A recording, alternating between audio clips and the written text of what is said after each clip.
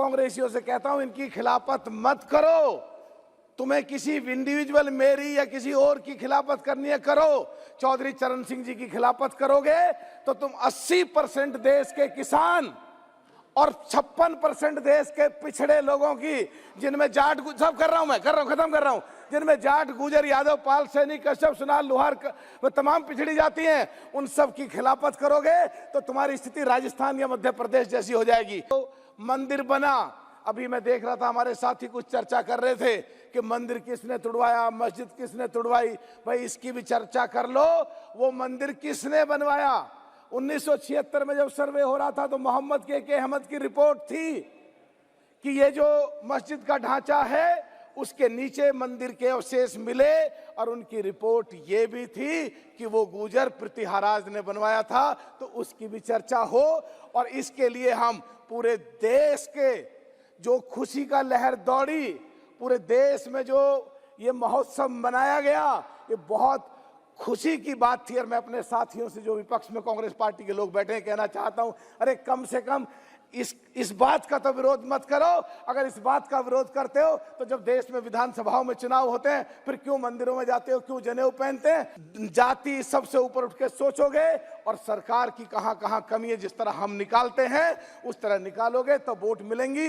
अभी मैं देख रहा हूं हमारे 52 साथी में 4 या 5 कांग्रेसी बैठे हैं, यहाँ सीटें खाली पड़ी रहती हैं। जब हम टकर रहे होते हैं, जूझ रहे होते हैं, भिड़ रहे होते हैं, तो मैं प्रार्थना करना चाहता हूं जहां देश की बात हो, जहां देश की जनता की बात हो, जहां अब राजेश पायलट जिनकी पार्टी गए थे, आज उनकी जन्मदिन है। आज बस खत्म कर रहा हूं सब, 1 मिनट खत्म कर रहा हूं। श्री मलूक नागर जी, कृपया 4-5 मिनट में अपनी बात पूरी कीजिएगा जी। और मेरा सभी मान्य सदस्यों से निवेदन है 5 मिनट में अपना निवेदन पूर्ण करें। जी अध्यक्ष जी, बहुत बहुत धन्यवाद, आपने बोलने का मौका दिया।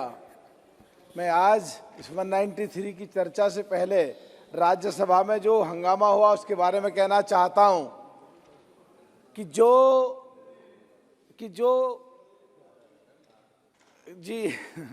मैं यहां पे एक चर्चा करना चाहता हूं कि चर्चा कीजिए। हाँ जी, मैं एक चर्चा करना चाहता हूं कि आज जो चर्चा हुआ, जो हंगामा हुआ, तो मैं दूसरे सदन की बात नहीं कर सकते। चलिए साहब, मैं ओके, आप यही की बात कीजिए। हो गया। अच्छा, मैंने कह दिया, पहले ही कह दिया जी। उठाता यहाँ पे? हाँ जी, हाँ, नहीं सुन, मैं राज्यसभा की बात यहाँ पे नहीं उठा रहा हूँ, मैं राज्यसभा की बात यहाँ पे नहीं उठा रहा हूँ।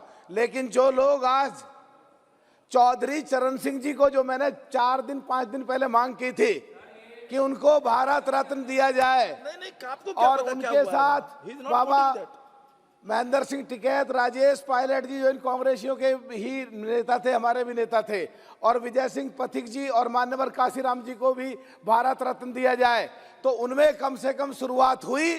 चौधरी चरण सिंह जी को भारत रत्न दिया गया।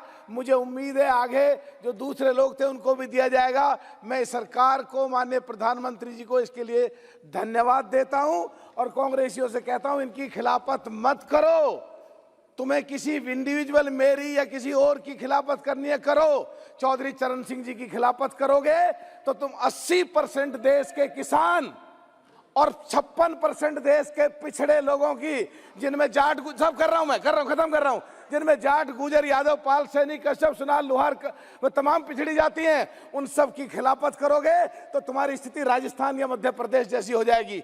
आज के विषय पे मैं कहना चाहता हूं कि भारत के संविधान जो बाबा अंबेडकर साहब ने लिखा और माननीय सुप्रीम कोर्ट के आदेश से जो मंदिर बना, अभी मैं देख रहा था हमारे साथी कुछ चर्चा कर रहे थे कि मंदिर किसने तुड़वाया, मस्जिद किसने तुड़वाई।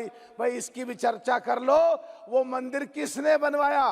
1976 में जब सर्वे हो रहा था तो मोहम्मद के अहमद की रिपोर्ट थी कि ये जो मस्जिद का ढांचा है उसके नीचे मंदिर के अवशेष मिले, और उनकी रिपोर्ट ये भी थी कि वो गुजर प्रतिहाराज ने बनवाया था। तो उसकी भी चर्चा हो।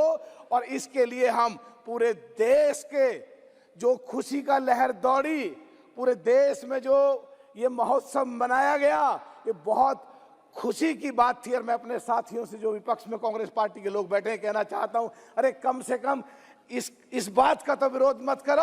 अगर इस बात का विरोध करते हो तो जब देश में विधानसभाओं में चुनाव होते हैं फिर क्यों मंदिरों में जाते हो, क्यों जनेऊ पहनते हैं? हम एक बात के और भी पक्षधर हैं कि माननीय सुप्रीम कोर्ट के ऑर्डर पे जो वहां पे साथ में मस्जिद भी बन रही है, तो कल को मस्जिद भी बनेगी वहां पे माननीय सुप्रीम कोर्ट के आदेश से, तो हम उसका भी स्वागत करेंगे। और एक बात कह के मैं अपनी बात को समापन की तरफ लेकर के जा रहा हूं कि पूरे देश के जो आज हालात हैं और पूरे देश के जो पिछड़े हैं, अगर देश को मजबूत करना है तो विपक्ष का मजबूत होना बहुत जरूरी है। और विपक्ष में सबसे बड़ी पार्टी कांग्रेस है, उसको मजबूत होना बहुत जरूरी है। हम सब जब ही मजबूत रह सकते हैं। और बगैर मतलब की अगर बातों का विरोध करोगे, 1913 में जब ये लेजिस्लेचर सिस्टम शुरू हुआ कलकत्ता में, वो देश एक और था। 1947 में जब देश आजाद हुआ, वो एक देश और है। 1952 से जो शुरुआत हुई, वो एक देश और था। और आज 2024 का देश और है। नौजवान सब देख रहे हैं, पार्टी पॉलिटिक्स जाति सबसे ऊपर उठ के सोचोगे और सरकार की कहां कहां कमी है जिस तरह हम निकालते हैं उस तरह निकालोगे तो वोट मिलेंगी। अभी मैं देख रहा हूं हमारे 52 साथी में 4 या 5 कांग्रेसी बैठे हैं, यहाँ सीटें खाली पड़ी रहती हैं। जब हम टकर रहे होते हैं, जूझ रहे होते हैं, भिड़ रहे होते हैं, तो मैं प्रार्थना करना चाहता हूं जहां देश की बात हो, जहां देश की जनता की बात हो, जहां हम राजेश पायलट जिनकी पार्टी गए थे, आज उनकी जन्मदिन है। आज बस खत्म कर रहा हूं, सब 1 मिनट खत्म कर रहा हूं। आज राजेश पायलट जी का जन्मदिन है, उनसे सीखो। वो सरकार में मंत्री रहते हुए भी देश के लिए, देश की जनता के लिए टकरते थे। बगैर मतलब विरोध मत करो, नहीं तो 2024 में झेलना पड़ जाएगा आपको। श्री हंसराज हंस जी, श्री हंस